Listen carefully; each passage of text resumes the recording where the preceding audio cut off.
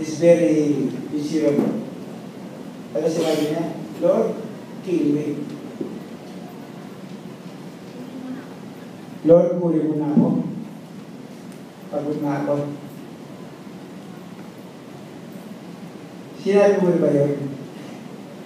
Hello? Sabi mo sa iyo, sinabi mo na ba yun? Amen. Isa pa nagagalit kayo mga sao? Hindi pa mamatay na ako.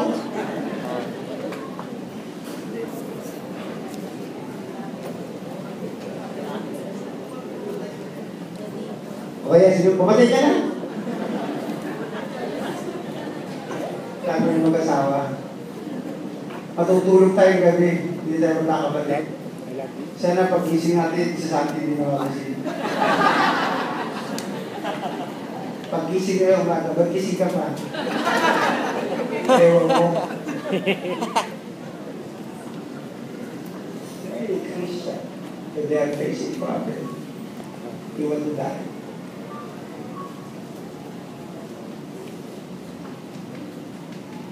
Huwag kang mag-isip na masama. Isipin mo kung ibang bagay na gagawin ito sa'yo. Hindi nyo ba alam na after trials and problems and pressures of life, may blessing?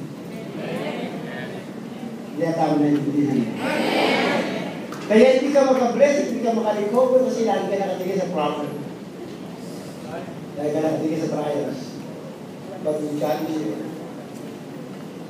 God is always God of purpose. Lagi may purpose sa Diyos. Amen. Kaya when trials come, blessing come.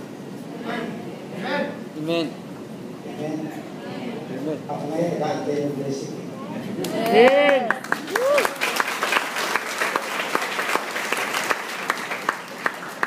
Sa araw, hindi kami mami sa Cebu.